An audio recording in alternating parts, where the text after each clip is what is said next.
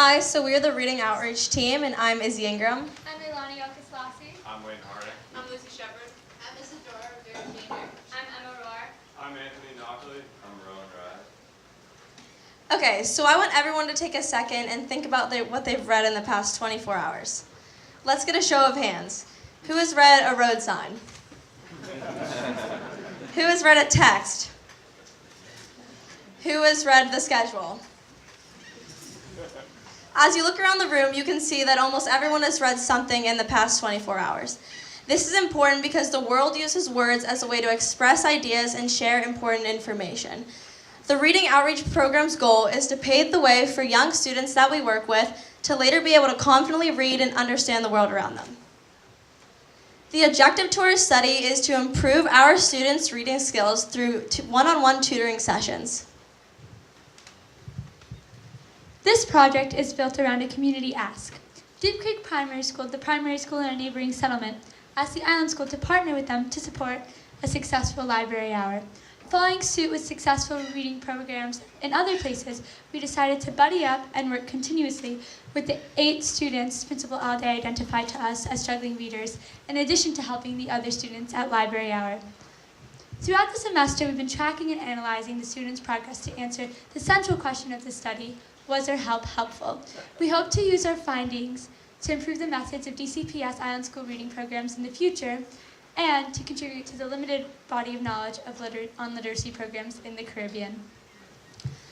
The teachers at DCPS are already doing an incredible job helping students in the classroom, but reading in a more approachable peer setting can help foster those critical, positive feelings towards reading, paving the way for students to be successful in the classroom and the world of words we live in.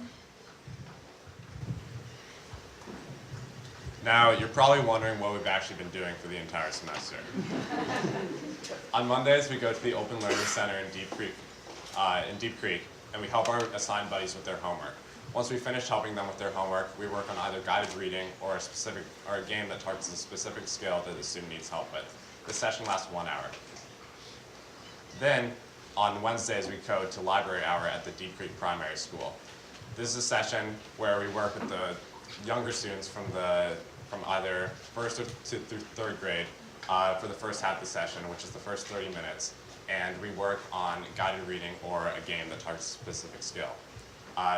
Once we've done that, we work with the older students ranging from 4th to 6th grade with the same things for the second half of the session.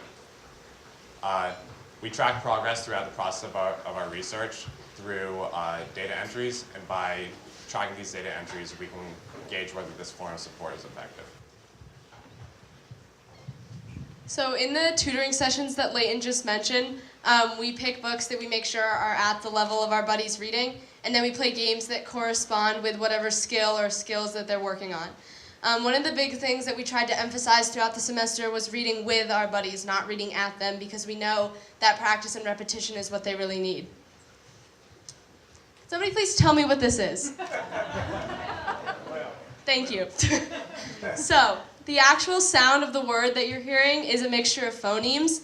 Phonemes are the sounds of specific letters, so when anyone says a certain word, you're hearing that word's phonemes all smashed together. Dad, could you please spell whale for me? No, I'm afraid I can't. Please. W-H-A-L-E. Thank you. So, those are obviously just the simple letters in that word, and then the letter combinations like W-H and L-E are known as the graphemes. In like a typical school, you would learn it as phonemes and then graphemes and then letters. This all seems pretty simple to us, but a study done in 1998 showed that without direct institutional support, almost 1/4 of all students are unaware of phonemes. So how can we really expect them to segment or really break up any words? We know that these skills take a lot of time and practice to master, and we hope to be a small part in helping these kids one day master them.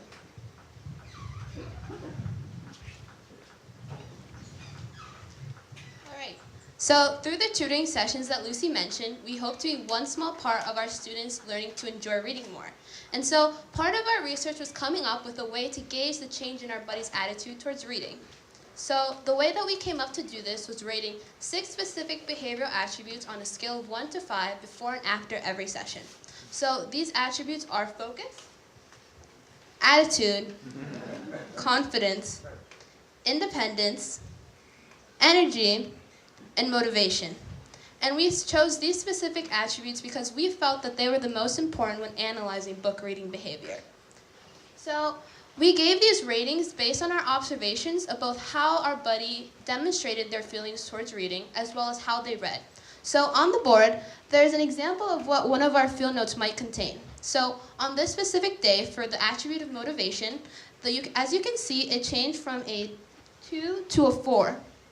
And so as you can see on the 2, which means like less motivation in the child, you can see in the anecdotal sentence given by the tutor that it refers to how the child could not find a book that they wanted to read.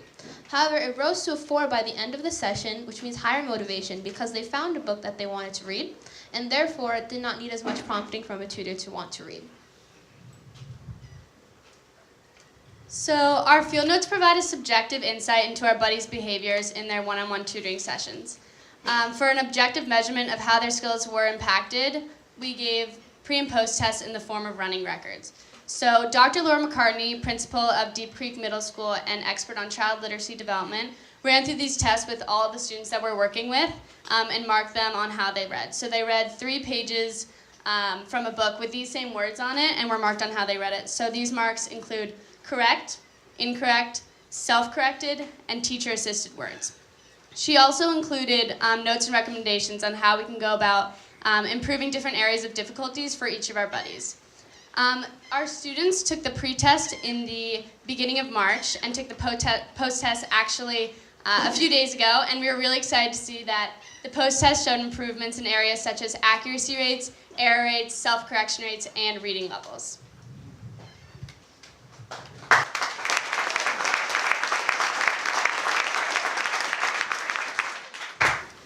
Out of the 8 students we were working with, we were only able to gather information from 7 of them because of scheduling issues. And you may see throughout the graph certain points missing because of scheduling issues as well. For reading levels, as you can see on the x-axis, each number represents one of the 7 students we worked with. And on the y-axis, we have the book level. So you can see great improvement in reading level. Student 6 here improved 4 levels, which is the equivalent to 1.5 grades.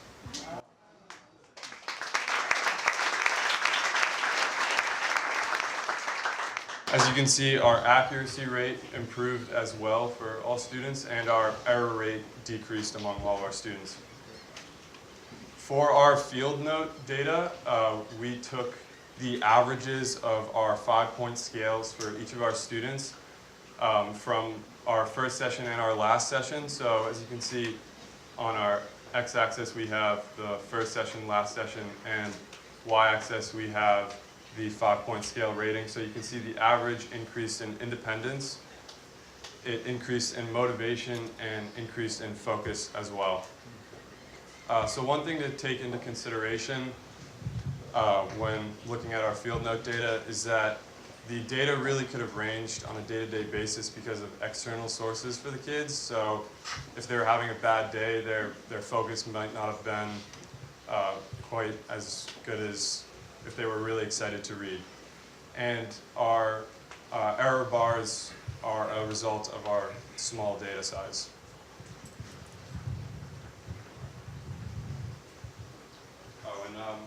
Sorry. I have to go back one. Yeah, so this is a summary of all of the information we gained. You can see that some of the big points are accuracy increased by almost 4% and independence increased by 16%. So what makes the Reading Outreach Program different? We got to work with kids. As Anthony mentioned, working with kids is something we are constantly having to make adjustments for. For example, some days a kid would be sick, or some days a kid would be focused less than others. Another example would be that our study did not have a control group. We decided that it would be ethically questionable if we were to work with one group of kids but not another. Another effect working with kids had on our study was that it made it a lot of fun. As you could probably see from this picture of Lucy here, we made some really strong relationships. We're all incredibly proud of our buddies' results, and we're incredibly grateful for the small role we got to play in their reading growth.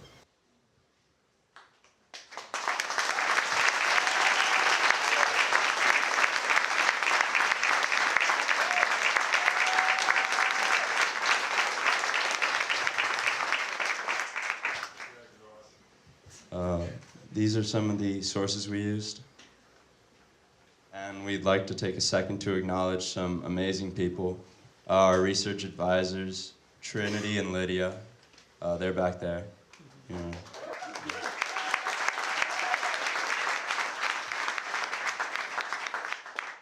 The Island School Outreach Department, DCPS Principal Allday, DCMS Principal McCartney, and of course the DCPS student participants. Thank you.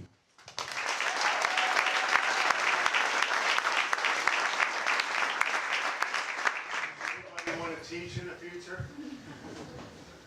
I do it. Nice. I might. You'd be great teachers.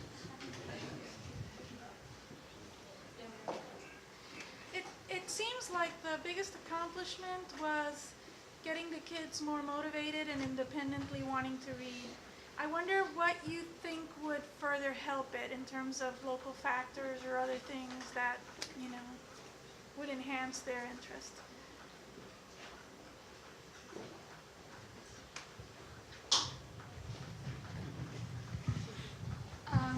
Thank you. The question was, she noticed that a big increase was, an important part to the study was this improvement in attitude towards reading, and what can we do to further that? So I think the biggest thing that has changed within the way we ran our reading program that was different from how reading programs were run in the past was that we partnered with a specific buddy and worked continuously with them, which really allowed for that relationship to be strong, which could then help us to have fun together.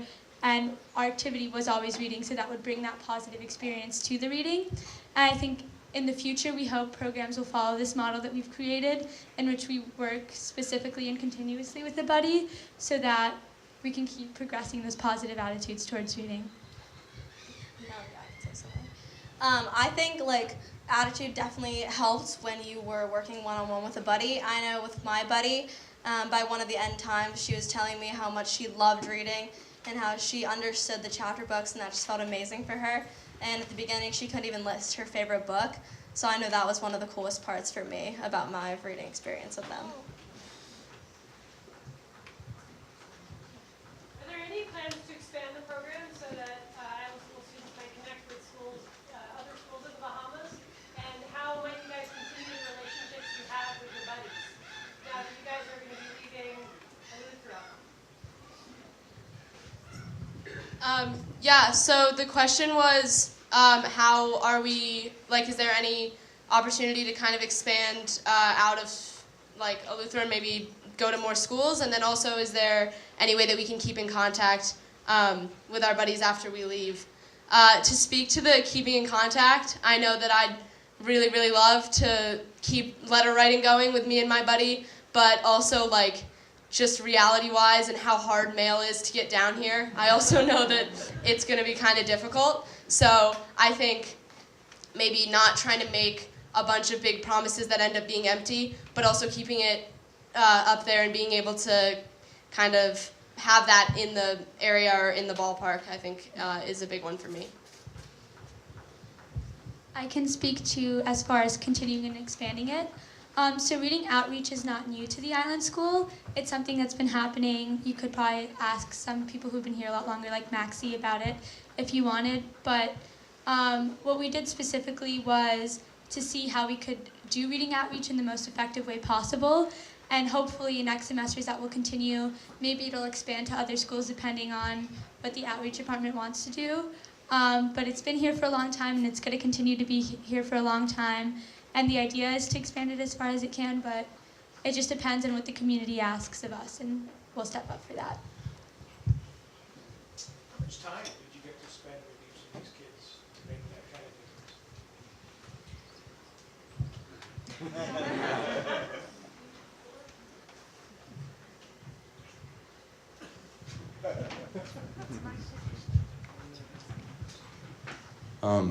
Before expeditions, we probably got to meet with them twice a week for around 40 minutes, and we just work on reading and skills. It's also sometimes just a little bit difficult because if we go to the Open Learning Center, like Layton was talking about, some of our buddies wouldn't be there, so we'd be working with other students. So sometimes we get extra time at library hour, sometimes we would have some time subtracted, so it was always kind of fluctuating the amount of time that we had with our specific buddy. Were you given any specific training or skills to address the areas of measurement?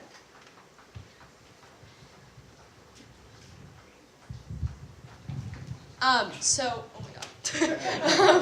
So one of the things that our research was actually measuring was can like technically unqualified tutors make a difference in these kids' reading skills? But yes, we did have some minimal training. Dr. Laura McCartney came in and taught us about a lot of the different types of reading skills that we're going to be working with, and then gave us kind of the rundown on our kids and where they are in all of those steps, and what kind of books line up and what reading games line up. But for the most part, it was just kind of 8 high school students just seeing what they could do. Hi. Okay, so this seems like parallel to your experiences at the island school. That you have some things that you've had to do at the island school that you don't really love doing, and you've had to rise to that challenge, right? So did you find yourself thinking about how do I get a group of kids or your buddy to be excited or to rise to the challenge of something that they are reluctant to do or feel bad at or feel like they're not good at? How did you get them to, what were some of the techniques you used to improve those attitudes or independence or resilience? Yeah, that's a great question. The question was like, what techniques did we use to like build the kids up with wanting to read? Me personally, I promised my buddies, might have been a mistake, that every time they read, if they kept their energy up, I would make them a friendship bracelet. So by the end, I probably made 10 friendship bracelets for my buddy, and then they all came over to me asking me to make a ton more. So that was just a little mistake, but she definitely kept her focus up with that. And I just think in general, like constantly boosting their, constantly boosting like what they want to do and telling them how amazing they're doing and how they're learning so much and how this like will affect them later in life is definitely a way to boost their. I think also for me, a big one with my buddies, sometimes fidgeting would be a bit of a difficulty. She would really just, even if she was maybe focused on the book, she was just kind of wanted to just be moving around or something else. So like Izzy said, I would say things like, okay, well, if you keep your energy up and you get through this page, then we'll do 5 jumping jacks together. And so that would kind of be just like little goals that would keep going and then eventually get us to the end of the book. We really over-celebrate the tiniest victories. Like, if they would sound out a word they've never seen together, there would be yelling, there would be cheering, there would be high fives. Just getting that, like, pride and, like, positive reinforcement just really helps to motivate the kids. Could each of you tell us the name of your buddy? No. Yeah. No, sorry. No, you're not allowed. To protect their privacy, we can't. Griffin? Did you ever bring any of them back here to the school to see what you all did? I know that some Deep Creek students were able to have been on campus, but I don't think specifically any of our buddies have ever been on campus. At the end of the Open Learning Center, the after-school program that the students attend, they all got to come here for a pizza party. As they had done good work throughout the semester, we were all on expedition, so we weren't a part of that. But that was what the outreach program did for our students.